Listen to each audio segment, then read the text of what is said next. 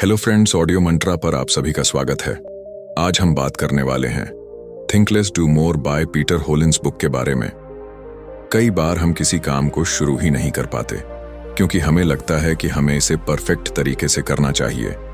यह सोच हमें जकड़ लेती है और हम सिर्फ सोचते रह जाते हैं लेकिन कुछ कर नहीं पाते। इसे ही इनर्शिया कहा जाता है, यानी जड़ता या ठहराव। इसका सबसे आसान इलाज यह है कि अपने स्टैंडर्ड्स को कुछ कम कर दिया जाए। सोचिए, जब आप कोई नई स्किल सीखना चाहते हैं, जैसे कि पेंटिंग या गिटार बजाना, तो अगर आप ये सोचेंगे कि पहली बार में ही आपको किसी प्रोफेशनल आर्टिस्ट जैसा बनना है, तो आप शायद कभी शुरू ही ना कर पाएं। आपको लगेगा कि आप अच्छे नहीं हैं और आप ये सोचकर खुद को रोक लेंगे कि जब तक आप परफेक्ट ना हो जाएं, तब तक इसे करने का कोई फायदा नहीं। लेकिन अगर आप अपने स्टैंडर्ड्स कम कर दें और बस एक छोटा सा डूडल बना लें या एक सिंपल धुन बजाने की कोशिश करें, तो आप शुरुआत कर लेंगे। एक बार शुरुआत हो जाए तो आगे बढ़ना आसान हो जाता है। इसी तरह जब हम किसी बड़े टास्क के बारे में सोचते हैं तो वह इतना भारी लगने लगता है कि हम उस पर काम ही नहीं कर पाते। मान लीजिए आपको एक 10 पेज की रिपोर्ट लिखनी है और आप यह सोच रहे हैं कि इसे बहुत ही परफेक्ट होना चाहिए। यह सोचते ही आपको लगेगा कि यह बहुत मुश्किल है और आप टाल मटोल प्रोक्रेस्टिनेशन करने लगेंगे। लेकिन अगर आप यह सोचें कि बस पहला पैराग्राफ ही लिखना है, चाहे वह कैसा भी हो, तो आप काम शुरू कर पाएंगे। हमारा दिमाग फिनिश लाइन देखने में ज्यादा दिलचस्पी लेता है, लेकिन जब वह यह देखता है कि वह बहुत दूर है तो वह डर जाता है। इसे दूर करने के लिए आपको बस इतना करना है कि अपने पहले कदम को आसान बना लें। अगर आपको एक्सरसाइज शुरू करनी है तो आप यह मत सोचिए कि आपको रोज 1 घंटे की वर्कआउट करनी होगी। बस ये सोचिए कि आपको सिर्फ 5 मिनट के लिए स्ट्रेचिंग करनी है। जब आप स्ट्रेचिंग कर लेंगे तो शायद आपको खुद ही लगे कि कुछ और कर लिया जाए। पूर्णतावाद कई बार प्रगति का सबसे बड़ा दुश्मन बन जाता है। हम यह मानकर चलते हैं कि हमें हर चीज में परफेक्ट होना चाहिए, लेकिन सच्चाई यह है कि परफेक्शन कभी भी एक झटके में नहीं आता। वह धीरे धीरे बार बार कोशिश करने से आता है। पहली ड्राफ्ट हमेशा खराब होती है, पहली कोशिश हमेशा औसत होती है और पहला कदम हमेशा अस्थिर होता है। लेकिन अगर आप इसे स्वीकार कर लें और खुद को यह अनुमति दें कि आप शुरुआत में औसत काम कर सकते हैं, तो आप इनर्शिया को हरा सकते हैं। सोचिए, जब कोई बच्चा चलना सीखता है तो क्या वह पहली बार में ही बिना गिरे दौड़ने लगता है? नहीं, वह गिरता है, फिर उठता है, फिर गिरता है और धीरे धीरे चलना सीखता है। अगर वह यह सोच ले कि जब तक वह बिना गिरे नहीं चल सकता, तब तक वह कोशिश ही नहीं करेगा, तो वह कभी चल ही नहीं पाएगा। हमें भी यही माइंडसेट अपनाने की जरूरत है। कई बार हम सोचते हैं कि अगर हम कम स्टैंडर्ड्स रखेंगे तो हमारा काम बेकार होगा, लेकिन यह सही नहीं है। शुरुआत करना किसी भी टास्क का सबसे मुश्किल हिस्सा होता है और अगर आप उस हिस्से को आसान बना लें तो आगे का सफर खुद ही आसान हो जाता है। जब आप लिखना शुरू करते हैं तो आप धीरे धीरे एडिट कर सकते हैं। जब आप एक्सरसाइज शुरू करते हैं तो धीरे धीरे अपनी स्टैमिना बढ़ा सकते हैं। जब आप कोई नया बिजनेस शुरू करते हैं तो धीरे धीरे उसे सुधार सकते हैं। लेकिन अगर आप बस ये सोचते रहेंगे कि शुरुआत ही परफेक्ट होनी चाहिए, तो आप शायद कभी शुरुआत नहीं कर पाएंगे।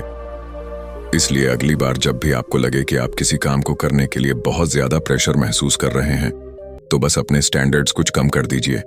अपने टारगेट को छोटा बना दीजिए, काम को छोटे हिस्सों में तोड़ दीजिए और सबसे जरूरी बात, खुद को परफेक्ट होने का बोझ मत दीजिए। आपको केवल शुरुआत करनी है, चाहे वह शुरुआत कितनी भी छोटी क्यों ना हो। एक बार आप गति में आ गए तो इनर्शिया खुद ही खत्म हो जाएगा। अक्सर हम सोचते हैं कि किसी काम को करने के लिए पहले मोटिवेशन चाहिए। जब हमें मोटिवेटेड फील होगा तभी हम वह काम शुरू करेंगे, लेकिन सच्चाई इससे बिल्कुल अलग है। असल में मोटिवेशन का जन्म एक्शन से होता है। यानी अगर आप बिना मोटिवेशन के भी बस पहला कदम उठा लें तो धीरे धीरे आपको खुद ही मोटिवेशन मिलने लगेगा। जब आप किसी चीज को करने लगते हैं तो उसमें इन्वॉल्व हो जाते हैं और फिर आपका दिमाग खुद ही आपको आगे बढ़ने के लिए प्रेरित करने लगता है। मान लीजिए आपको एक लंबी बुक पढ़नी है, लेकिन आपको पढ़ने का मन नहीं कर रहा। आप सोच रहे हैं कि जब मुझे पढ़ने का मूड आएगा तब मैं इसे पढ़ूंगा। लेकिन अगर आप सिर्फ 2 पेज पढ़ने का एक्शन ले लें तो आपका दिमाग धीरे धीरे उस प्रोसेस में घुसने लगेगा और आपको खुद ही लगेगा कि कुछ और पढ़ लिया जाए। यही चीज किसी भी काम पर लागू होती है, चाहे वह एक्सरसाइज हो, पढ़ाई हो, काम हो या कोई नया स्किल सीखना हो। अगर आप शुरुआत कर लेंगे तो मोटिवेशन अपने आप आ जाएगा। मोटिवेशन की समस्या यह है कि यह एक अस्थायी टेम्परेरी चीज होती है। आप किसी मोटिवेशनल वीडियो या स्पीच से मोटिवेट हो सकते हैं, लेकिन वह मोटिवेशन ज्यादा देर तक नहीं टिकता। इसीलिए अगर आप सिर्फ मोटिवेशन के भरोसे रहेंगे तो आप कुछ ही दिनों में फिर से सुस्त महसूस करने लगेंगे। लेकिन अगर आप एक्शन लेने की आदत बना लें तो आप बिना मोटिवेशन के भी अपने टारगेट को अचीव कर सकते हैं। इसका सबसे अच्छा उदाहरण है वर्कआउट। बहुत से लोग सोचते हैं कि पहले उन्हें एक्सरसाइज करने का मूड आए, फिर वे जिम जाएंगे। लेकिन अगर वे सिर्फ 5 मिनट की स्ट्रेचिंग से शुरुआत कर लें तो उनका शरीर और दिमाग धीरे धीरे उसमें लग जाएगा और फिर उनका मन करेगा कि कुछ और एक्सरसाइज कर ली जाए। यही प्रिंसिपल हर चीज पर लागू होता है। जब आप किसी भी काम को करने लगते हैं तो आपकी एनर्जी उस ओर शिफ्ट होने लगती है और मोटिवेशन अपने आप पैदा होने लगता है। सोचिए कि आपने कभी पहले किसी काम को करने में बहुत आलस महसूस किया होगा, लेकिन जब किसी कारणवश आपने उसे शुरू कर दिया तो आपको मजा आने लगा। इसका कारण यही है कि एक्शन लेने के बाद आपका दिमाग उसी दिशा में काम करने के लिए ट्यून हो जाता है। कई बार हमें किसी काम की शुरुआत में बहुत बोर्डम महसूस होती है, लेकिन अगर हम इसे जारी रखते हैं तो वह चीज धीरे धीरे इंटरेस्टिंग लगने लगती है। यह साइकोलॉजिकल फैक्ट है कि जब हम किसी एक्टिविटी में इन्वॉल्व हो जाते हैं तो हमारा माइंड उसे कंप्लीट करने की दिशा में काम करने लगता है। इसका एक और बड़ा फायदा यह होता है कि जब आप एक्शन लेना शुरू कर देते हैं तो आपके अंदर की संदेह, सेल्फ डाउट और अनिश्चितता, अनसर्टेनिटी भी धीरे धीरे कम होने लगती है। जब आप सिर्फ सोचते रहते हैं कि कोई काम मुश्किल है तो वह आपको और भी कठिन लगता है, लेकिन जब आप उसे करना शुरू कर देते हैं तो आपको महसूस होता है कि वह उतना मुश्किल नहीं था जितना आपने सोचा था। एक और इंटरेस्टिंग बात यह है कि एक्शन लेना आपकी सेल्फ इमेज को भी बदल सकता है। अगर आप सोचते हैं कि आप आलसी लेजी इंसान हैं तो आप वैसे ही बिहेव करेंगे, लेकिन अगर आप सिर्फ 5 मिनट का एक्शन ले लें तो आप अपने बारे में नई स्टोरी क्रिएट कर सकते हैं। मैं एक ऐसा इंसान हूं जो बिना मोटिवेशन के भी काम कर सकता है। यह सोचते ही आप और ज्यादा करने के लिए तैयार हो जाते हैं। मोटिवेशन के लिए एक्शन जरूरी क्यों है, इसे समझने के लिए इसे साइकिल की तरह देख सकते हैं। जब आप कोई एक्शन लेते हैं तो आपको छोटा सा रिजल्ट मिलता है। यह रिजल्ट आपकी आत्मविश्वास, कॉन्फिडेंस को बढ़ाता है और फिर आपको और ज्यादा करने की प्रेरणा मिलती है। धीरे धीरे यह मोटिवेशन बढ़ता जाता है और आप अपनी लाइफ में बड़े बदलाव ला सकते हैं। इसे और आसान भाषा में कहें तो अगर आप किसी काम को करने का मन नहीं होने के बावजूद उसे शुरू कर देंगे तो कुछ ही देर में आपको खुद ही उसमें इंटरेस्ट आने लगेगा, और जब आप बार बार ऐसा करने लगेंगे तो आपको मोटिवेशन का इंतजार करने की जरूरत ही नहीं पड़ेगी। आप एक्शन लेंगे और एक्शन से ही मोटिवेशन पैदा होगा। अक्सर हम जब भी रिस्क का नाम सुनते हैं तो हमारे दिमाग में डर पैदा होता है। हमें लगता है कि अगर हमने कोई बड़ा कदम उठाया और वह गलत साबित हुआ तो हम मुसीबत में पड़ सकते हैं। यही सोच हमें कई नए अवसरों से दूर रखती है, लेकिन असल में रिस्क सिर्फ खतरा नहीं है बल्कि ग्रोथ का एक जरिया भी हो सकता है। जब हम रिस्क को एक डराने वाली चीज की तरह देखने की बजाय उसे सीखने और आगे बढ़ने के मौके के रूप में देखते हैं तो हमारी जिंदगी पूरी तरह बदल सकती है। सोचिए, अगर कोई बच्चा साइकिल चलाना सीखना चाहता है तो उसे गिरने का रिस्क होता है। अगर वह सिर्फ इस डर से कभी कोशिश ही ना करें कि वह गिर सकता है तो वह कभी भी साइकिल चलाना नहीं सीख पाएगा। लेकिन जब वह ये रिस्क लेता है, गिरता है, उठता है और फिर से कोशिश करता है तो एक दिन वह बिना गिरे आराम से साइकिल चला सकता है। यही प्रिंसिपल हमारी पूरी लाइफ में लागू होता है। बहुत से लोग कंफर्ट जोन में रहना पसंद करते हैं क्योंकि वहां कोई रिस्क नहीं होता, लेकिन कंफर्ट जोन में रहने से हमें अपने जीवन को सीमित करना पड़ता है। जोन में रहने का सबसे बड़ा नुकसान ये है कि आप कभी ग्रो नहीं कर पाते। जब आप कोई नया स्किल सीखते हैं, कोई नया बिजनेस शुरू करते हैं या कोई नया चैलेंज लेते हैं तो उसमें रिस्क तो होता है, लेकिन उसी के साथ सीखने और आगे बढ़ने के भी बहुत बड़े मौके होते हैं। रिस्क लेने का मतलब यह नहीं है कि आप बिना सोचे समझे कोई भी बड़ा कदम उठा लें। इसका मतलब ये है कि आप कैलकुलेटेड रिस्क लें, यानी आप पहले सिचुएशन को एनालाइज करें, उसके फायदे और नुकसान को समझें और फिर एक इन्फॉर्म डिसीजन लें। जब आप इस तरह से रिस्क लेते हैं तो आपके फेलियर के चांसेस कम हो जाते हैं और सक्सेस के चांसेस बढ़ जाते हैं। रिस्क को एम्ब्रेस करने का एक और बड़ा फायदा यह है कि यह आपको मानसिक रूप से मजबूत बनाता है।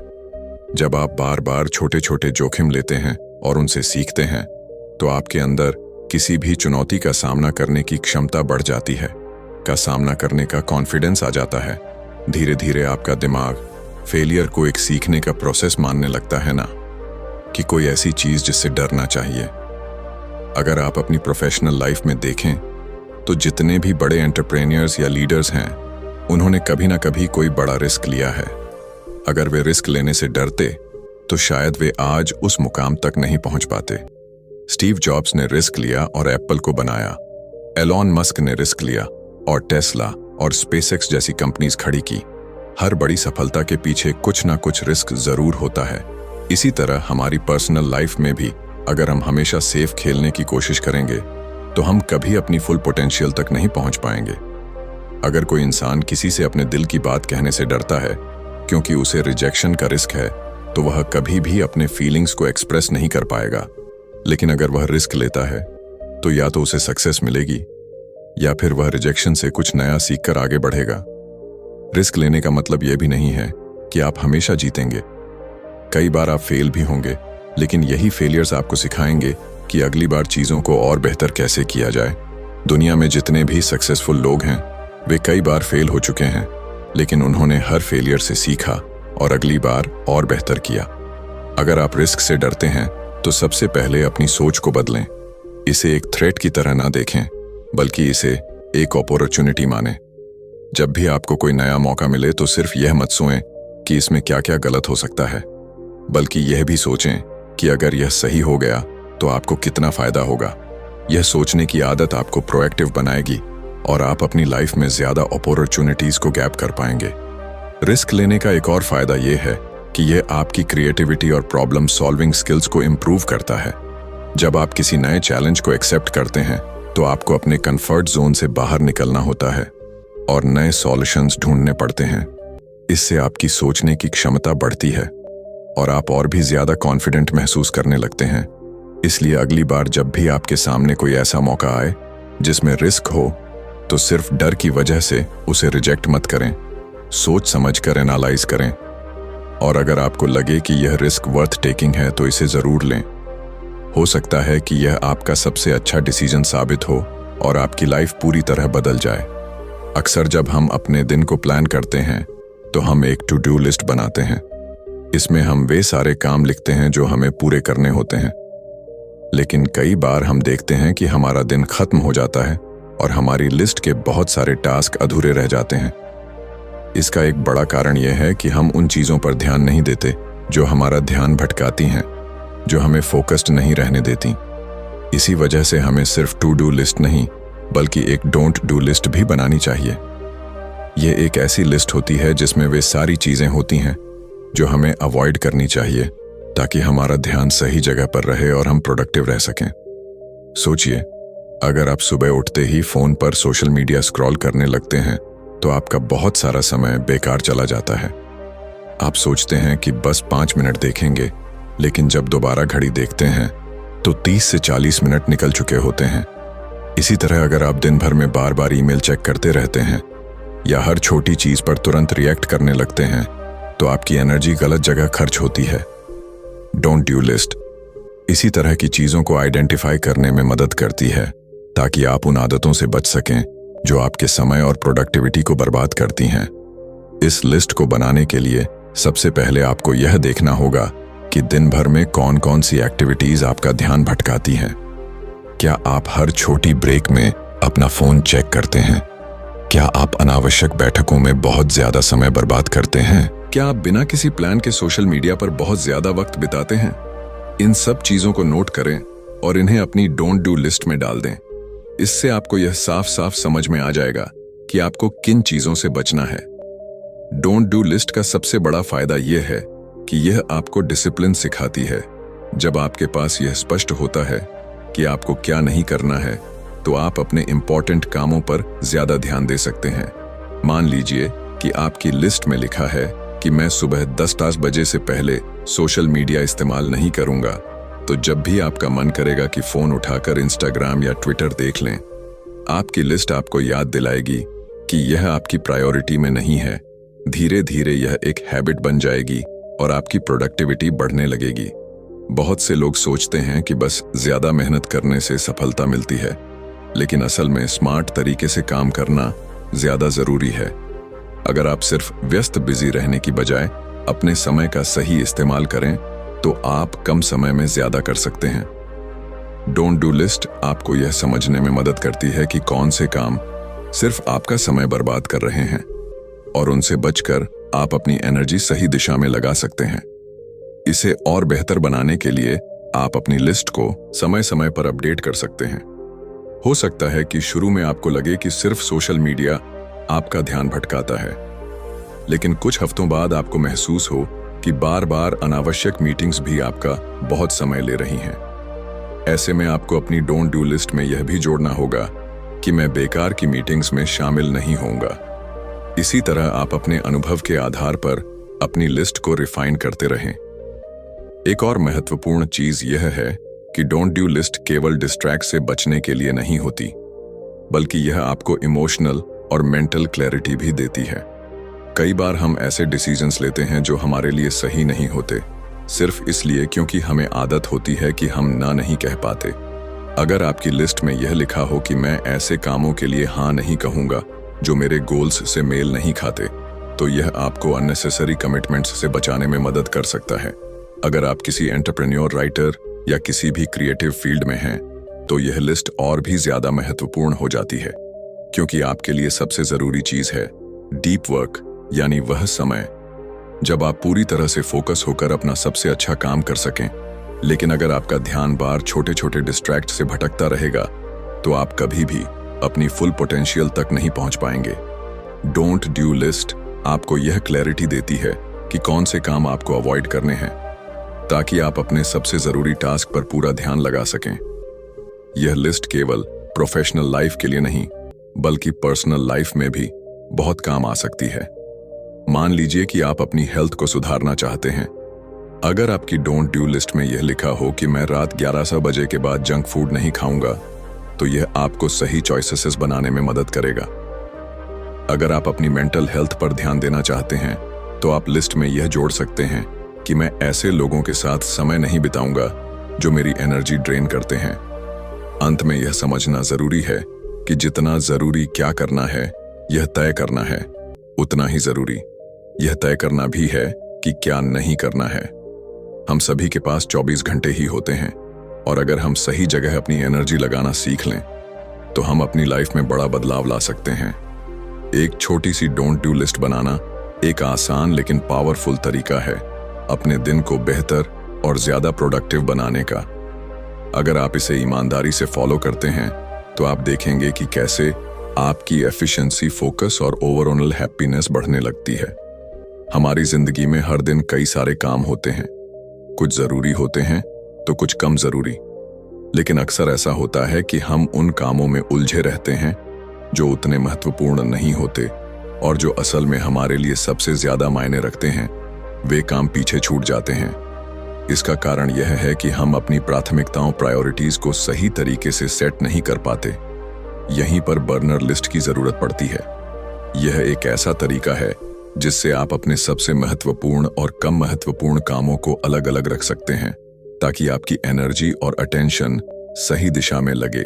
बर्नर लिस्ट का आइडिया यह है कि आप अपने टास्क को 2 हिस्सों में बांटें, फ्रंट बर्नर और बैक बर्नर। फ्रंट बर्नर में वे चीजें आती हैं जो आपकी सबसे बड़ी प्राथमिकता है, जिन पर आपको सबसे ज्यादा ध्यान देना चाहिए।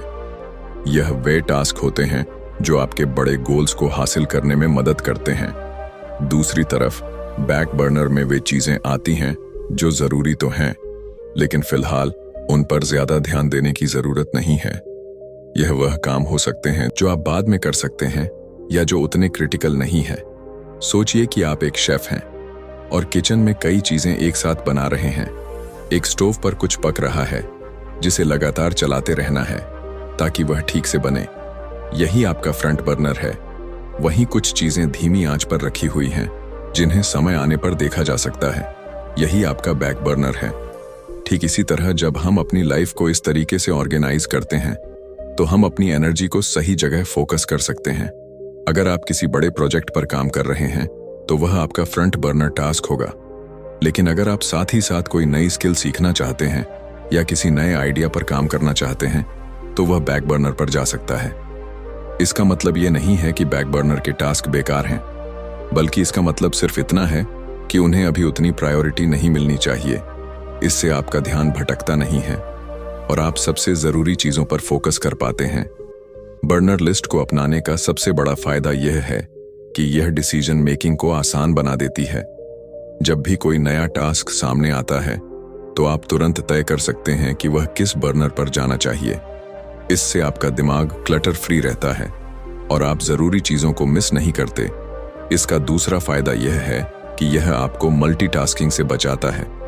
अक्सर लोग एक साथ कई काम करने की कोशिश करते हैं और नतीजा यह होता है कि वे किसी भी काम को अच्छे से पूरा नहीं कर पाते। लेकिन जब आप जानते हैं कि कौन सा काम फ्रंट बर्नर पर है तो आप पूरी तरह उसी पर ध्यान लगा सकते हैं और बाकी चीजों को बाद में संभाल सकते हैं। बर्नर लिस्ट को और ज्यादा इफेक्टिव बनाने के लिए आप इसे हर हफ्ते या महीने में रिव्यू कर सकते हैं, क्योंकि प्रायोरिटीज समय के साथ बदलती हैं। जो काम आज बैक बर्नर पर है हो सकता है कि कुछ हफ्तों बाद उसे फ्रंट बर्नर पर लाने की जरूरत पड़े, इसलिए इसे समय समय पर अपडेट करना जरूरी है। यह सिस्टम न केवल आपकी प्रोडक्टिविटी बढ़ाता है बल्कि आपको मेंटल क्लैरिटी भी देता है।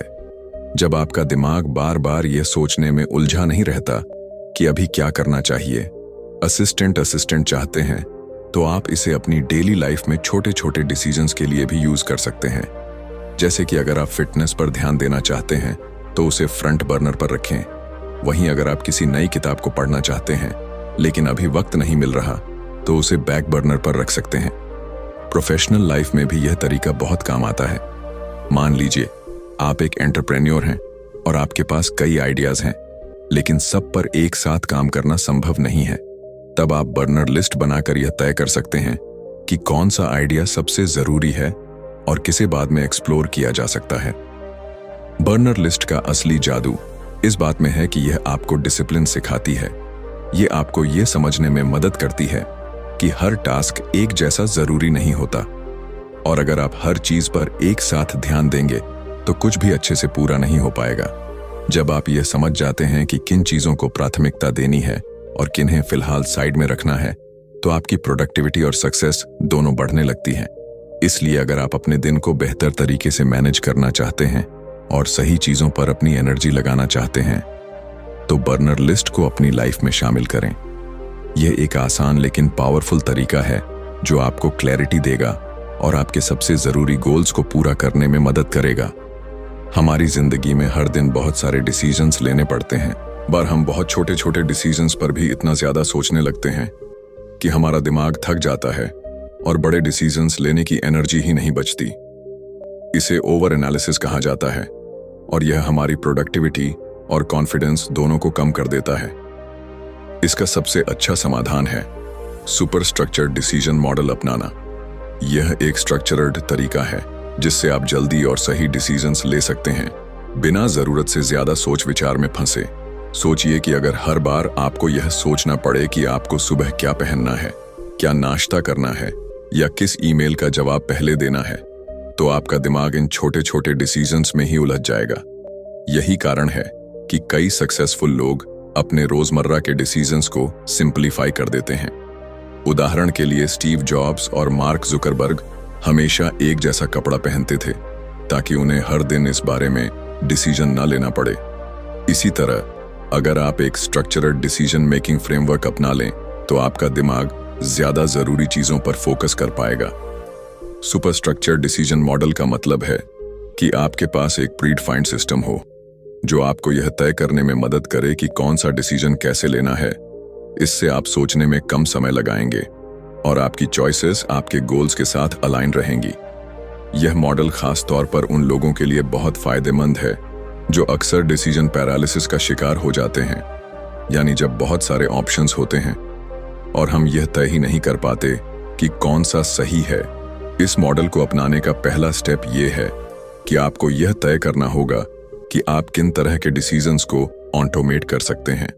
उदाहरण के लिए, अगर आप रोज यह सोचने में समय लगाते हैं कि आपको जिम जाना चाहिए या नहीं, तो इसे ऑटोमेट कर लें, यानी हफ्ते के कुछ दिन फिक्स कर लें कि उन्हीं दिनों जाना है, चाहे कुछ भी हो।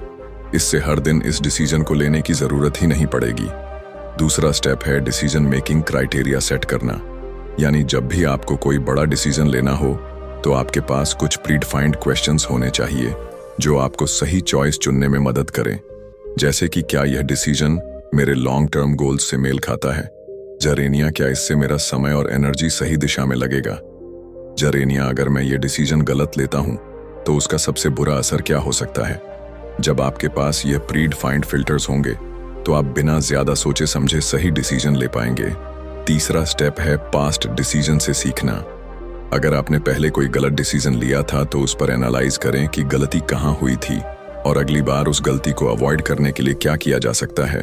इससे आपकी डिसीजन मेकिंग एबिलिटी बेहतर होगी और आप फ्यूचर में ज्यादा कॉन्फिडेंट चॉइसेस ले पाएंगे। यह मॉडल न केवल आपकी स्पीड को बढ़ाता है बल्कि आपकी मेंटल क्लैरिटी भी बढ़ाता है। जब आप बार बार सोचने की बजाय एक स्ट्रक्चर्ड प्रोसेस के हिसाब से डिसीजंस लेने लगते हैं तो आपका दिमाग ज्यादा रिलैक्स रहता है और स्ट्रेस भी कम होता है। सुपर स्ट्रक्चर डिसीजन मॉडल आपको डिस्ट्रैक्शन से भी बचाता है।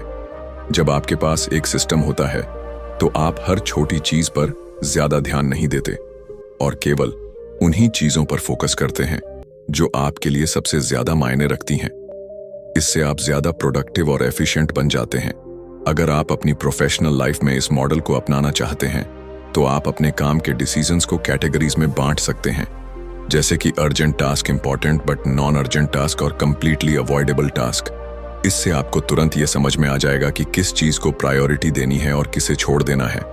पर्सनल लाइफ में भी आप इसे यूज कर सकते हैं, जैसे कि अगर आप हर बार ये सोचते हैं कि आपको वीकेंड पर क्या करना है तो आप पहले से ही कुछ ऑप्शंस फिक्स कर सकते हैं, जैसे कि एक दिन फैमिली के साथ बिताना, एक दिन खुद के लिए रखना और एक दिन किसी नए एक्सपीरियंस के लिए। इससे आपको बार बार डिसीजन लेने की जरूरत नहीं पड़ेगी और आपका समय ज्यादा ऑर्गेनाइज्ड रहेगा। सुपर स्ट्रक्चर डिसीजन मॉडल को अपनाने से आप न सिर्फ तेजी से डिसीजंस ले पाएंगे बल्कि आपको यह भी समझ में आएगा कि आपके चॉइसेस आपके गोल्स के साथ अलाइंड हैं या नहीं।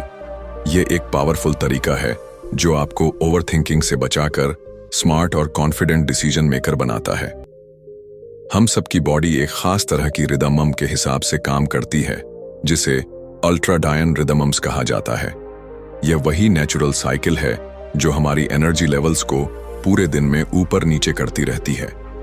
कई बार आपने महसूस किया होगा कि सुबह के किसी समय आप बहुत एनर्जेटिक और फोकस्ड महसूस करते हैं, लेकिन कुछ घंटों बाद अचानक से थकान या डिस्ट्रैक्शन महसूस होने लगती है। यही अल्ट्राडायन रिदमम्स का असर होता है। अगर हम इस नेचुरल एनर्जी साइकिल को समझकर अपने काम का शेड्यूल बनाएं तो हम अपनी प्रोडक्टिविटी को कई गुना बढ़ा सकते हैं। अक्सर लोग यह गलती करते हैं कि वे पूरे दिन एक ही तरह की एनर्जी एक्सपेक्ट करते हैं। वे सोचते हैं कि अगर वे सुबह 9 बजे से शाम 6 बजे तक लगातार काम करेंगे तो उनका आउटपुट हमेशा एक जैसा रहेगा, लेकिन ऐसा नहीं होता। हमारी बॉडी हर 90 से 120 मिनट के साइकिल में काम करती है, यानी लगभग 1.5 से 2 घंटे के बाद हमारी एनर्जी धीरे धीरे कम होने लगती है और हमें एक छोटे ब्रेक की जरूरत होती है। अगर हम इस नेचुरल साइकिल के हिसाब से काम करें तो हम ज्यादा प्रोडक्टिव और कम थके हुए महसूस करेंगे। सोचिए, अगर आप अपने हाईएस्ट एनर्जी लेवल के समय सबसे जरूरी और डिमांडिंग टास्क करें तो आपका काम कितना एफिशिएंट हो जाएगा। और जब आपकी एनर्जी लो हो तो आप ऐसे काम करें जो ज्यादा दिमागी मेहनत नहीं मांगते, जैसे कि ईमेल्स चेक करना, मीटिंग्स अटेंड करना या प्लानिंग करना। इस तरह आप अपने शरीर की नेचुरल रिदमम के साथ काम करेंगे, ना कि उसके खिलाफ। इसका सबसे अच्छा तरीका यह है कि आप अपने एनर्जी पैटर्न्स को ऑब्जर्व करें। एक हफ्ते तक ध्यान दें कि दिन के किस समय आप सबसे ज्यादा एनर्जेटिक और फोकस्ड महसूस करते हैं और किस समय आपको सुस्ती या डिस्ट्रैक्शन महसूस होती है। इससे आपको पता चलेगा कि आपकी पीक परफॉर्मेंस हॉर्स कौन से हैं। जब आपको अपने पीक हॉर्स का पता चल जाए तो उन घंटों में सबसे क्रिटिकल काम करें, वह काम जो सबसे ज्यादा कंसंट्रेशन और क्रिएटिविटी मांगता है। जैसे कि अगर आप राइटर हैं तो अपनी राइटिंग सुबह के हाई एनर्जी आवर्स में करें। अगर आप किसी स्ट्रेटजी या प्लानिंग पर काम कर रहे हैं तो इसे भी अपने पीक टाइम में रखें। दूसरी तरफ जब आपकी एनर्जी नेचुरली लो होती है तो उस समय लाइट टास्क करें, जैसे कि कॉल्स, ईमेल्स या कैजुअल डिस्कशंस। बहुत से लोग यह सोचकर गिल्ट महसूस करते हैं कि वे पूरे दिन लगातार हाई एनर्जी पर काम नहीं कर पाते, लेकिन असल में ऐसा करना पॉसिबल ही नहीं है। दुनिया के सबसे प्रोडक्टिव लोग भी ब्रेक्स लेते हैं और अपने शरीर की नेचुरल एनर्जी के हिसाब से काम करते हैं। जब आप इस बात को समझ लेते हैं कि आपकी बॉडी कैसे काम करती है, तो आप स्मार्ट तरीके से अपने काम को ऑर्गेनाइज कर सकते हैं। अल्ट्राडायन रिदम्स को अपनाने का एक और बड़ा फायदा यह है कि इससे बर्नआउट से बचा जा सकता है। जब हम बिना रुके लगातार काम करते हैं तो हमारी एनर्जी पूरी तरह खत्म हो जाती है और हम जल्दी थक जाते हैं। लेकिन अगर हम अपने एनर्जी साइकिल्स को ध्यान में रखकर सही समय पर ब्रेक लेते हैं तो हमारी एफिशिएंसी बनी रहती है और हम लंबे समय तक हाई परफॉर्मेंस पर काम कर सकते हैं। अगर आप इस अप्रोच को अपनी लाइफ में अप्लाई करना चाहते हैं तो सबसे पहले अपने डेली स्केड्यूल को कुछ फ्लेक्सिबल बनाइए। जरूरी नहीं कि आप हर समय एक जैसा परफॉर्म करें। आपको बस ये समझना है कि कौन से घंटे आपके सबसे प्रोडक्टिव होते हैं और कौन से घंटे आपको रिलैक्स करने के लिए चाहिए। उदाहरण के लिए, अगर आपको सुबह 10 से 12 बजे के बीच सबसे ज्यादा एनर्जी महसूस होती है तो उस समय सबसे इंपॉर्टेंट और चैलेंजिंग काम करें। फिर 12 से 12:30 तक एक छोटा ब्रेक लें, वॉक करें, पानी पिएं या कुछ देर आराम करें। इसके बाद दोबारा काम पर लौटें, लेकिन अब लाइट टास्क्स को प्रायोरिटी दें। यह छोटी छोटी चीजें आपकी प्रोडक्टिविटी में बहुत बड़ा बदलाव ला सकती हैं। यह सिर्फ टाइम मैनेजमेंट नहीं बल्कि एनर्जी मैनेजमेंट का तरीका है। जब आप अपने अल्ट्राडायन रिदम्स के हिसाब से काम करना शुरू करेंगे तो आप पाएंगे कि आप पहले से कम एफर्ट में ज्यादा काम कर पा रहे हैं और आपका दिमाग ज्यादा फ्रेश और फोकस्ड महसूस कर रहा है। हमारी बॉडी एक नेचुरल रिदम के हिसाब से काम करती है जिसे अल्ट्राडायन रिदम्स कहते हैं। यह हमारे एनर्जी लेवल्स को पूरे दिन कंट्रोल करता है। कभी आपने नोटिस किया होगा कि एक समय पर आप सुपर फोकस्ड होते हैं, लेकिन कुछ घंटों बाद आपको थकान या डिस्ट्रैक्शन महसूस होने लगती है। यह इसी रिदम का असर है। अगर हम इसे समझकर अपने काम का सही स्केड्यूल बनाएं, तो हम ज्यादा प्रोडक्टिव बन सकते हैं। अक्सर लोग यह सोचते हैं कि पूरे दिन एक जैसी एनर्जी बनी रहेगी, लेकिन ऐसा नहीं होता। हमारी बॉडी हर 90 से 120 मिनट के एक साइकिल में काम करती है, यानी 1.5-2 घंटे बाद हमारी एनर्जी नेचुरली कम होने लगती है और हमें ब्रेक की जरूरत होती है।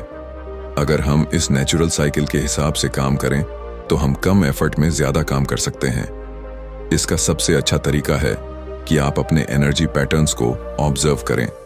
दिन के कौन से घंटे आपकी पीक परफॉर्मेंस के हैं और कब आपको थकान महसूस होती है, यह समझें। फिर अपने हाई एनर्जी टाइम में सबसे जरूरी काम करें, वह जो सबसे ज्यादा फोकस और क्रिएटिविटी मांगता है। जब एनर्जी लो हो तो ईमेल्स, मीटिंग्स, कैजुअल टास्क्स को उस समय करें। बहुत से लोग गिल्ट महसूस करते हैं कि वे पूरे दिन हाई परफॉर्मेंस पर काम नहीं कर पाते, लेकिन स्मार्ट वर्क यही है कि आप अपने बॉडी रिदम के साथ काम करें, ना कि उसके खिलाफ। दुनिया के सबसे प्रोडक्टिव लोग भी ब्रेक्स लेते हैं और सही समय पर सही काम करते हैं।